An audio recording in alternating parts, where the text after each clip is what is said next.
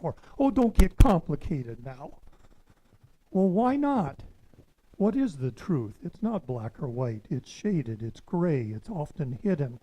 And there's a lot more to it than you realize when you visit with a person. Well, tell me more is a good thing to say sometimes, because we really don't know enough yet.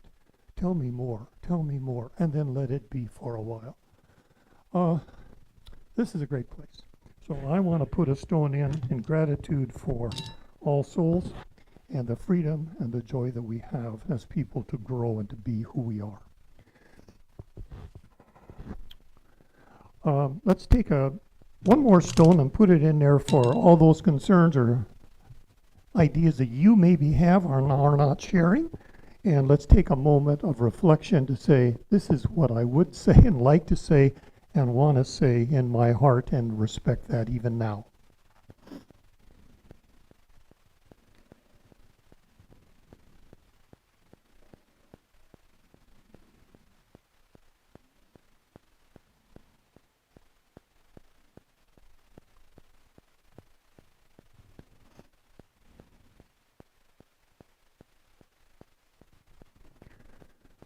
All right, we ask you to rise again as you are able to sing our second song, Dear Weaver of Our Lives, number 22.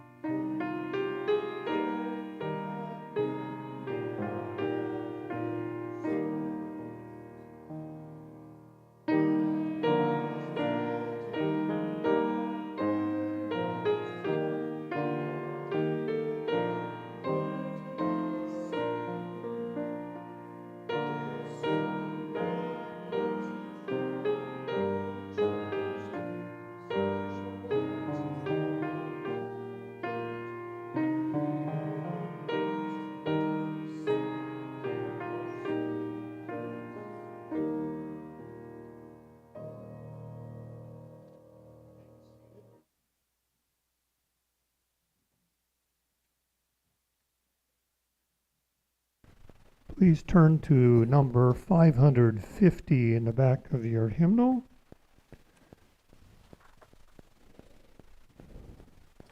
Again, this is an antiphonal reading. I'll read the main print, and if you'll read the italics, please. We belong to the earth, number 550.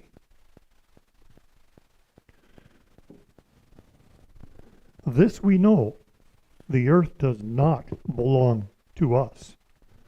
We belong to the earth. This we know. All things are connected like the blood which unites one family. All things are connected. Whatever befalls the earth befalls the sons and daughters of the earth. We did not weave the web of life. We are merely a strand in it. Whatever we do in the web, we do ourselves. We can thank Chief Noah Self for those words of wisdom today.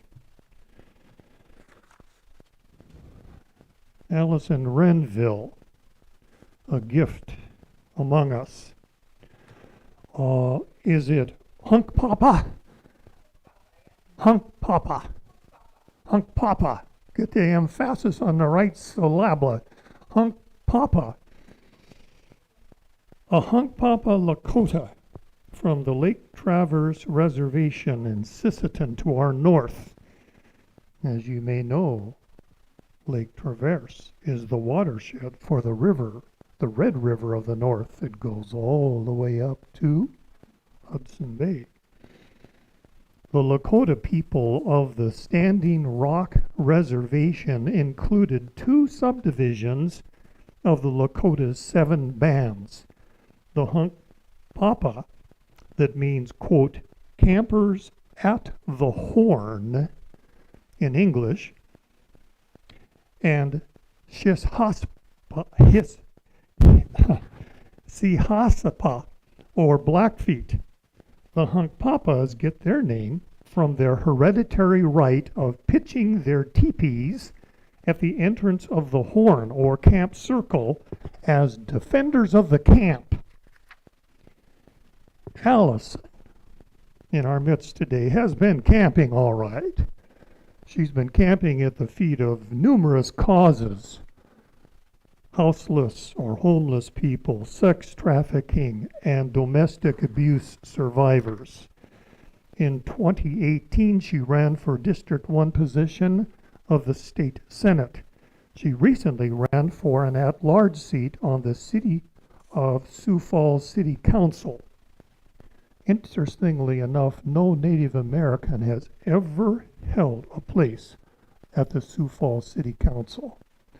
And she did her best to be part of that awareness of the Native American people and tribes that live in our state and in our area.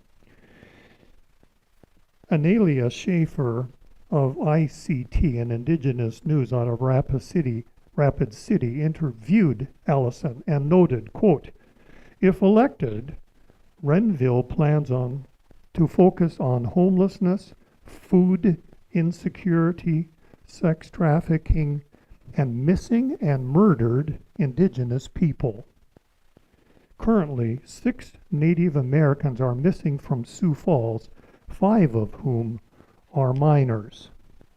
Allison, we welcome you to share whatever you've got to share about Ananias or anything that can touch our hearts today. We welcome you, we welcome Asher, and we're happy to have you share.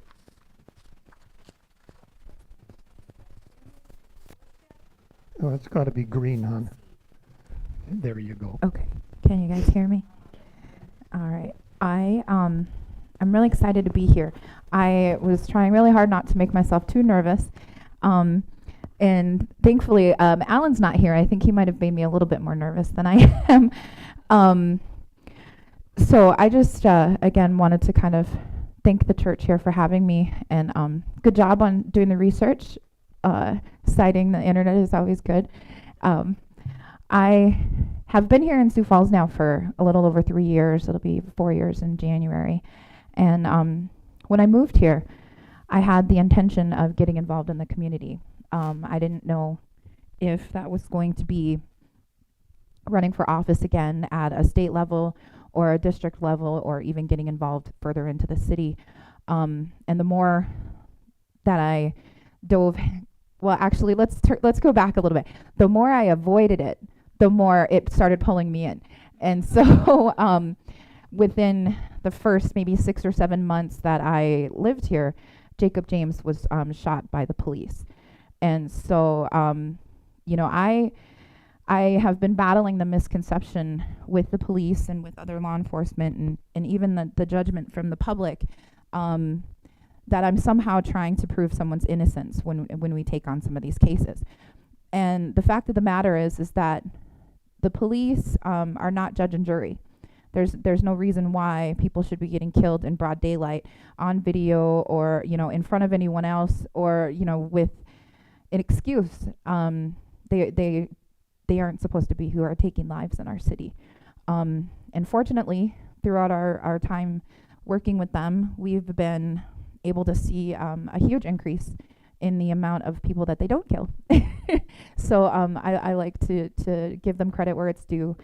We actually made it about 10, maybe almost a year, where we only had 2 shootings, and one of the persons survived. And so it was really a really big deal for me to be able to keep digging into that work, because these things are trackable. And I don't think that we hold our own community accountable. And so it just was really a huge accomplishment for me and for our team. I have a speech. Let's see if I can stick with it here, because I think it's important, because a lot of people have a misconception again about me that I'm some radical leftist and I'm out here like trying to burn the world down. In actuality, I'm just a country kid who grew up going to church with my grandmother. I was allowed to choose what it was that we wanted to do. So I actually, I'll touch a little bit on that, but I grew up in Northeast South Dakota. I wasn't baptized until I was 13 years old. My mom, Martha, she was raised by two parents that attended the Native American boarding schools. And I want to say that she took that time to leave the religious journey up to ourselves, because, she didn't want to like forcibly push anything on us because of the stigma that I think might have hung around as time came by. With the Native American boarding schools, it's almost a generalization, but it's also true. A lot of us have been affected by sex abuse, physical violence, and even secondhand trauma from witnessing what happened to our relatives and stuff in the schools. I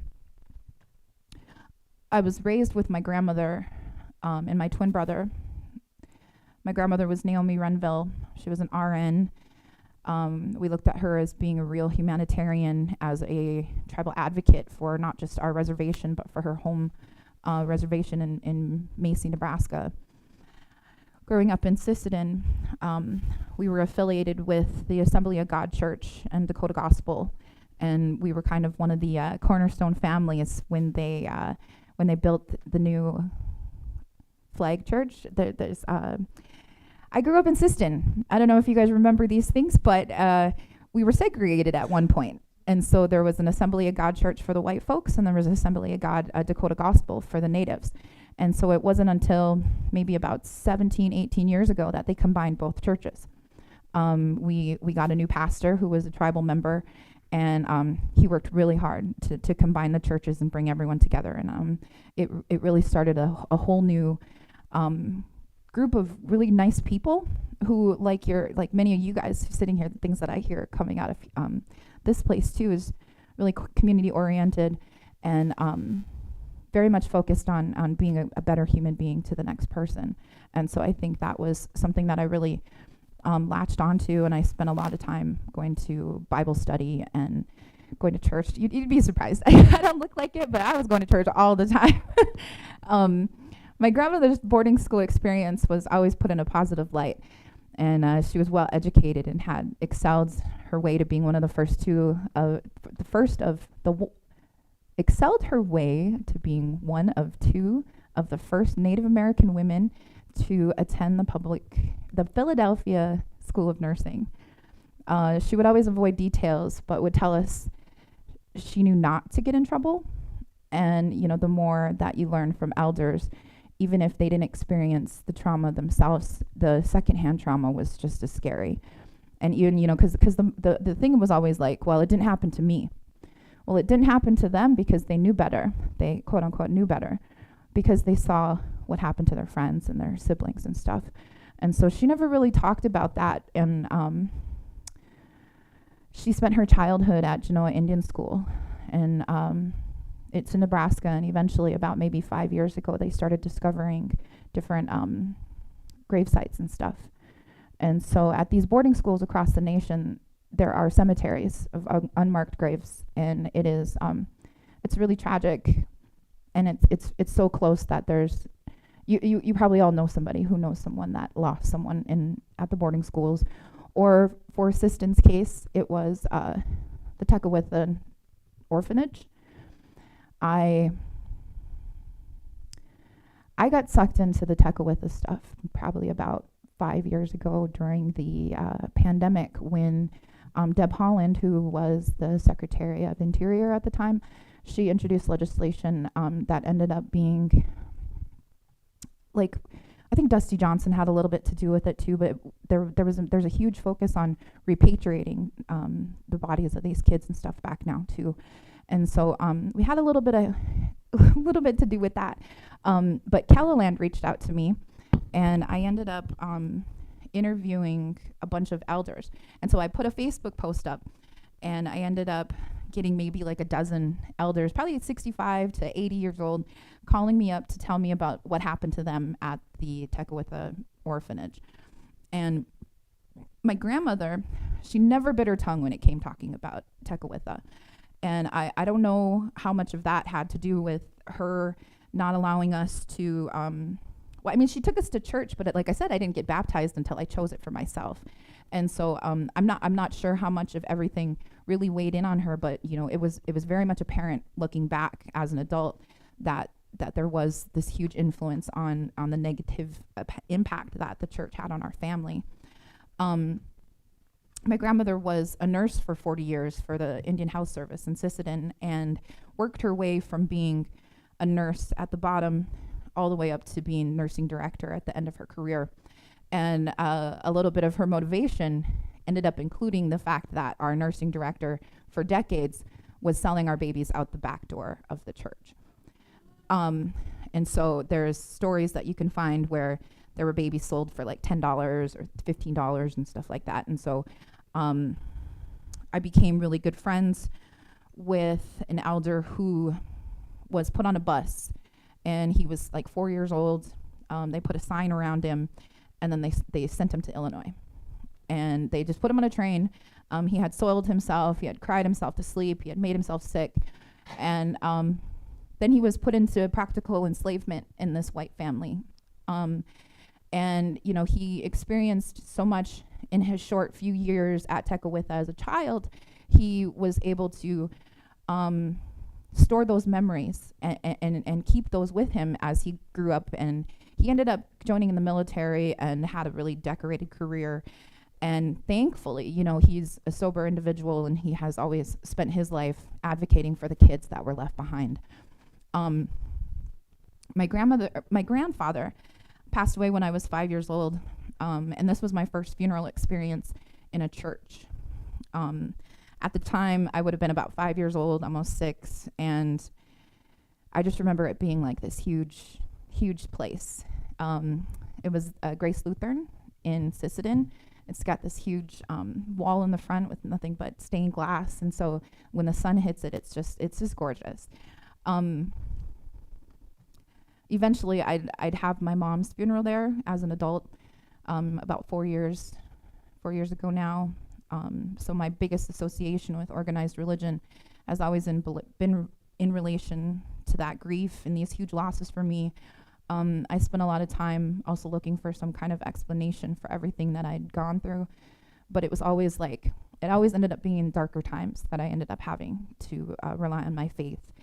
And I think that really allowed me to use it as a crutch, you know, because we want to be able to blame something. We want to be able to take the credit away from our own accountability. And I think for a long time that might have hindered me a little bit, because it let me blame something else. And so as I got older, it really started to change. I lost my grandmother about 12 years ago, and then I lost my mom, and they were both chronically ill. And so by the time that I was there being their caretakers, I had to put my life to the side and then just rely on that strength, because when people are dying, you obviously see their faith come forward, and you see the things that they believe in, and then you also get to experience a lot of really cool things. I wanted to share a couple of stories just to show that you know, the culmination of Native American faith, and I don't want to call it religion, because I personally don't like to classify it as organized. But the Native American church has become so intertwined with Native American culture that during our funerals we have a certain set of rituals that end up happening over a few days.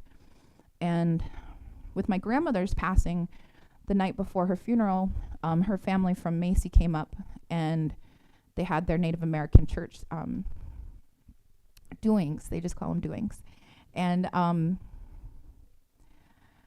you start at 5 o'clock, and you have meals, and you pray together, and you sing together, and you go through fellowship. And then 9 o'clock rolls around, and meals come out again, and your family serves you.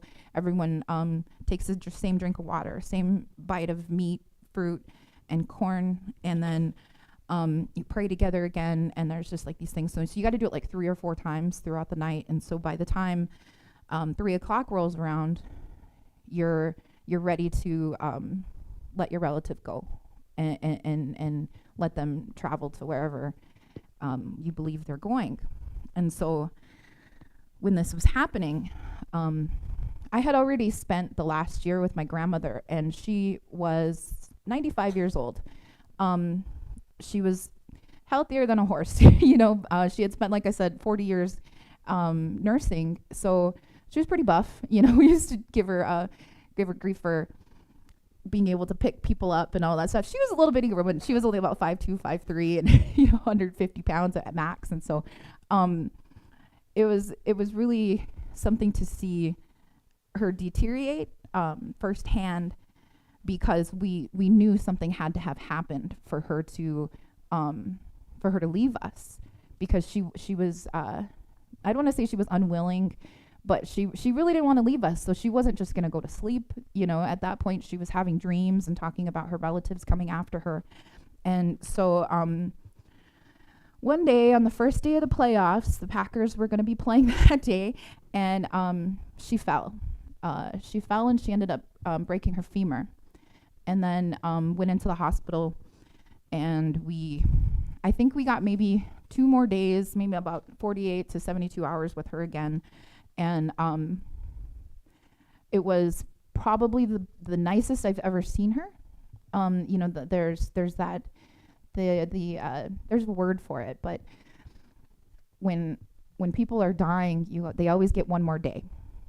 And so that day, my niece brought her new baby up, and my grandmother got to hold their 5th generations. This is, it was really significant, and it was a nice day. All my cousins and stuff were there, and it was really cool.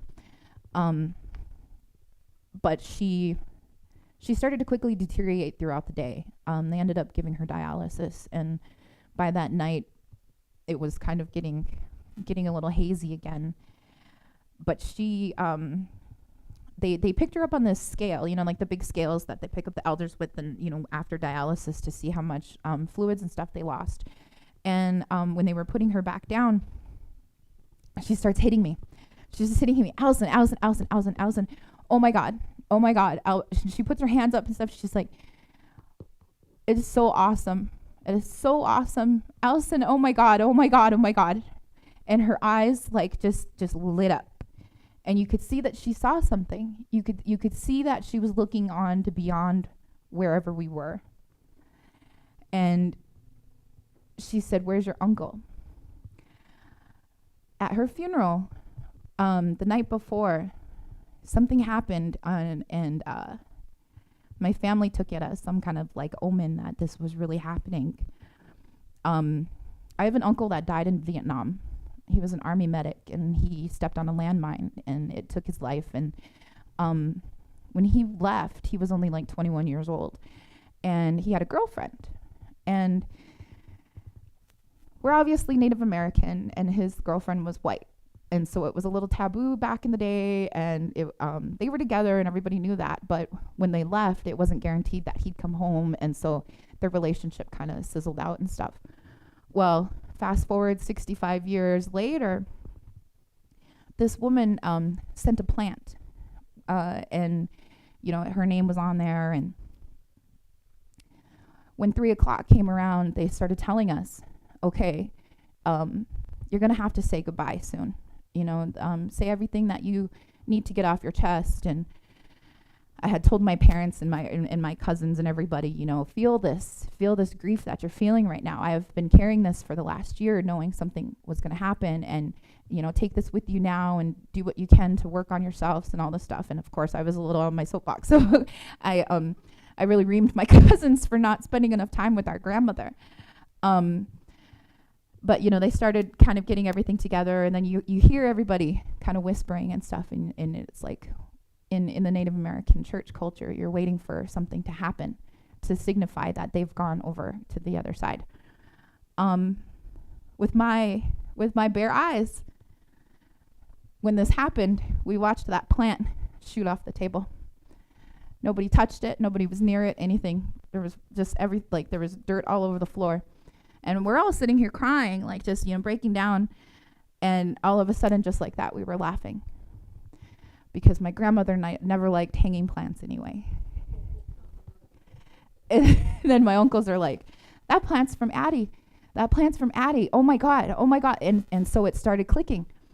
My Uncle Jack came to get my grandmother. And so when she was in the hospital, that's what she was asking me, was, where's your uncle? Where's your uncle? And Asher's got an older brother, Arden, who is named after my Uncle Jack. And he was the only one that she could remember when she was going through her transition and stuff. And so I wanted to share that just because of the fact that we have seen miracles, and we see miracles every day. And those are the type of things that we have to hold on to help us get through that grief and help process the loss that we go through. But also it's what carries us on to the next, because it's real. I know God is real. I know that everything that I have experienced has showed me. But it always leads me back to my favorite story growing up. My favorite name in the Bible has always been Ananias. And Ananias of Damascus in Acts 9:10-19 talks about how he went into Damascus even though he had warrants out for his arrest. You know, he was a follower of Jesus, and they were ready to prosecute him for this because obviously they were all getting prosecuted at the time. And I always identified with this story because he risks his own safety to go into the city and approach Saul, and he's the one who wipes the scales from Saul's eyes and helps him turn to Jesus and eventually become the Apostle Paul. I identified with this because growing up as an organizer, it's kind of cheesy to think about it, actually, because I was always a little bit of a rebel during my start as an activist. And so I had an active warrant during Standing Rock. And nobody knows this, so this is me sharing this for the first time. It was for a speeding ticket or something. I think I went 10 miles over the speed limit in a 15 zone. But I didn't want to get arrested because I didn't want to get martyred in this one space, and then here it turns out I only needed $50 to get out of jail over here, you know. And so I didn't get arrested during the No DAPL movement, but I did spend a significant time there, and I stayed low key. I tried not to get my picture taken. I didn't get interviewed on TV. I did everything I can to stay as low as I could, so the frequency of my work could be more in depth. And as a media consultant, I was able to get involved with CNN and a couple other journalists who then were able to tell a more concrete story about what we were experiencing versus talking to 100 different people with 100 different stories. There was a riot, and there was all this other stuff. We were attacked by the police, the water cannons, all of that stuff. I was there for all of it. And it was as traumatizing as it feels. I still carry that with me and try really hard not to kind of let it overflow into the work that we're doing now, because, you know, with murdered and missing Indigenous women and these man camps and stuff, it was really kind of my first experience in what human trafficking could look like for us. And now, unfortunately, we got all this other stuff going on in Sioux Falls, and so there's gangs and human trafficking and all of this stuff still happening. When I was in Standing Rock, I had an opportunity to pray with the National Guard soldier. Some others and I decided to confront them with prayer in their own language. One of our females in our camp, their mom had a dream that we were talking in a different language to the National Guard soldiers. And so we walked, must have been about 10 miles, 15 miles. And most of us had grown up in the Episcopal Church, and so we knew some readings, and then obviously, we knew our basics, like the Lord's Prayer and stuff. And so we really must have got into it because at one point, I think we all closed our eyes. And when, you could hear the guy's boots hitting the ground, so I opened my eyes, and I'm like, wait, where are you going?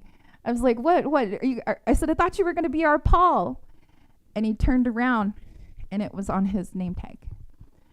And so the story of, Ananias has really stuck with me, and I've been able to apply it to a lot of the stuff that I've experienced, and it's just really cool because I was also involved with the Bernie Sanders campaign, and that gave me the opportunity to also see myself as someone spreading the gospel, and I recruited candidates and created a political action committee. And I really tried my hardest to change things from the inside out. But I got caught up in identity politics.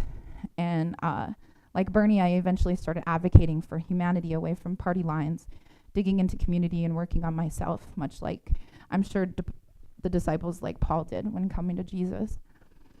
Until recently, this was the only story I knew about Ananias, which, like I did growing up, these other ones hit me in real time.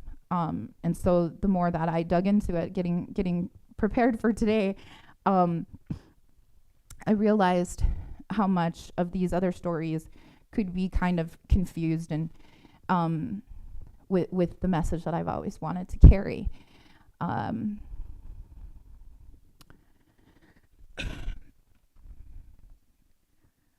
learned about Ananias and Sapphira in Acts 5, 1 through 11.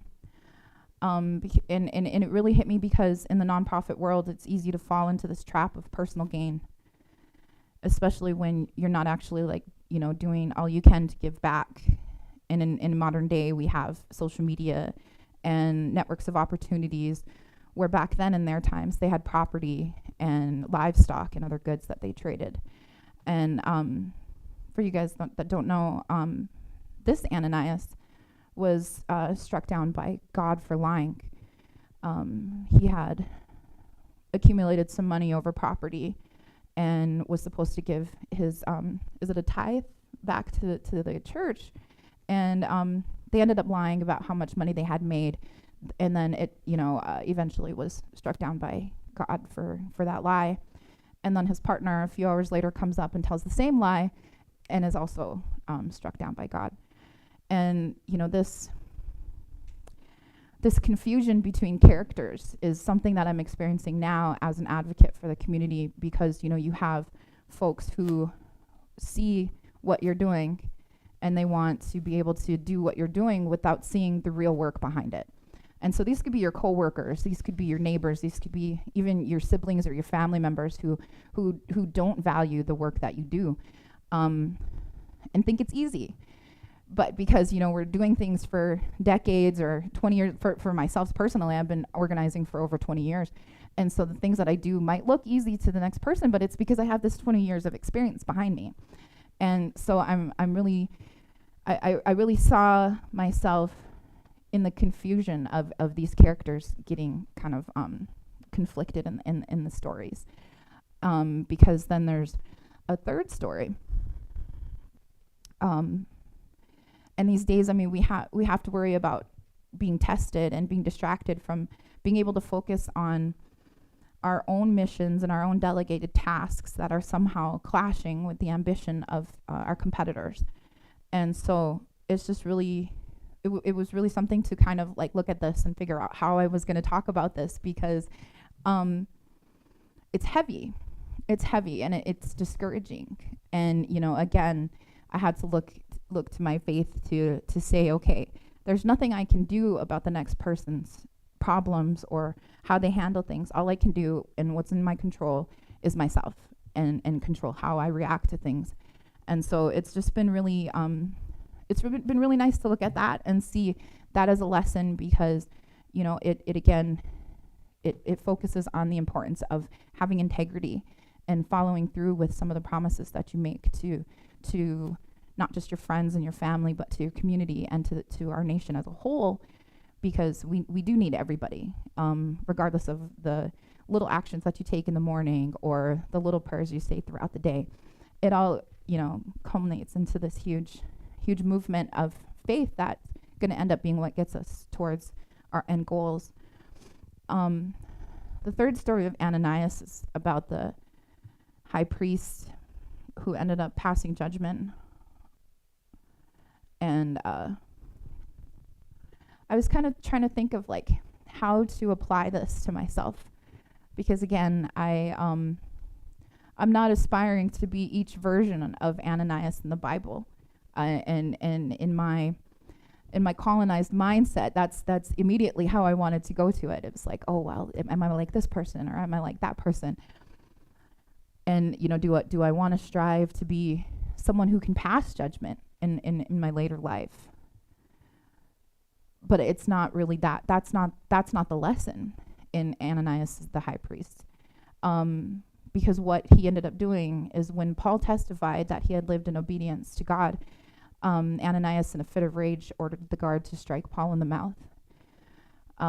This encounter highlights the conflict between Jewish leadership and the early followers of Jesus.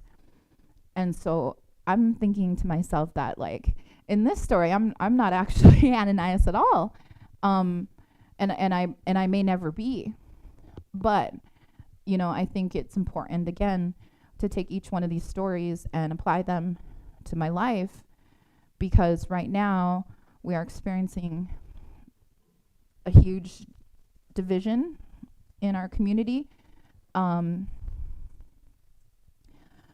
We have, in modern times, been consistently pinned against each other. And I really think this is a lesson in the amount of contention that happens when politics are involved. You know, it's easy to say, just because I'm on this side or this religion, that I can't get along with these people. And, you know, the story itself tells about how tense everything was. And I think that's what we're experiencing right now in 2025. Again, I've spent a majority of my life looking for explanations, whether it was opening up random pages of the Bible and applying whatever I could put my finger on. And I want to say literally. I have to emphasize literally, because that's what I used to do. I used to just like, and then pick a page, put my finger down somewhere, like, okay, there's my reading for today. This is how I apply it to my life. This is what I'm going through. And so I really did rely a lot on the Bible itself to not just guide me, but to confirm that I was in the proper places I was supposed to be. And I've always been able to rely on my faith and simple signs in my daily life.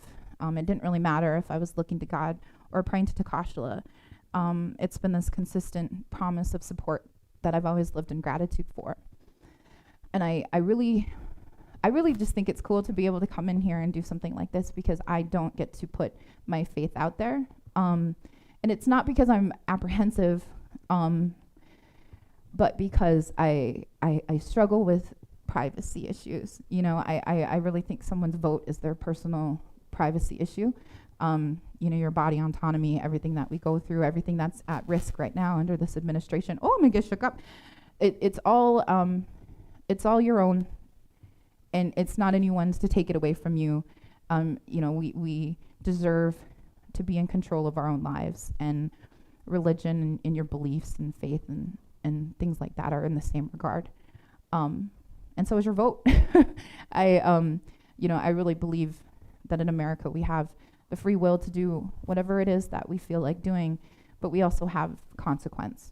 And so as long as we're right with ourselves and, you know, we're taking care of each other, I really, really believe that, you know, faith will always be able to endure every challenge that we end up coming up against.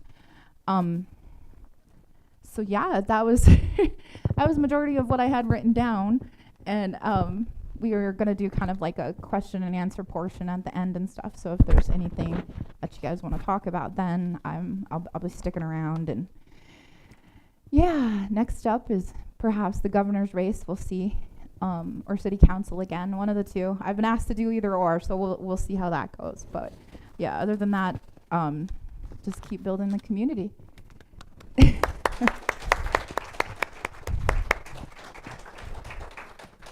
Thank you, Allison. Oh my goodness. Stories. Oh my goodness. I could listen to her stories just, wow. Thank you for being Allison. The genuine article. It's a joy, and we'll have an opportunity to gather in a circle right after the service, maybe 11:20 today, and hear more. And I want to hear more about Tewakan too, because she founded that organization, and I imagine we all can learn more about what she is doing currently as leader of that group. Indeed, that dovetails with our offering today, because 50% of what we give today will be going to support Tewakan. So we ask you to give generously for her ministry and the people that she touches through her story and her convictions and her love. So let's have the offering at this time, and thank you, Carol, for daydreaming.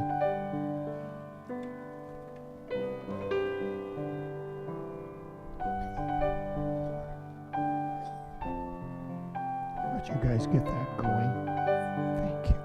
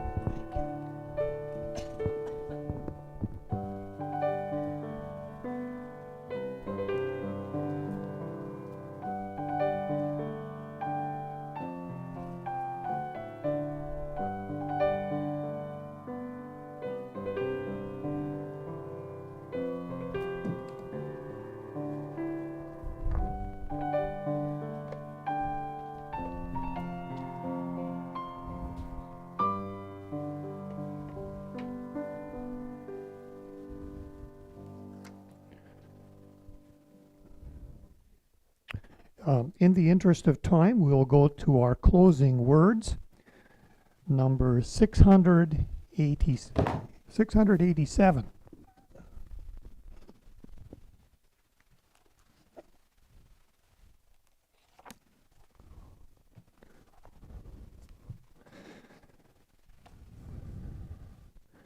And I'd like you to share this with one another, because these are words of exhortation and encouragement both. So if you'll turn to somebody near you, please, let's read these words as we close our service today. Go your ways, knowing not the answer to all things, yet seeking always the answer to one more thing than you know. We'll extinguish the candle, and we join in the words. The chalice is extinguished, but the light goes with us out into the world. Thank you, Carol, for the postlude.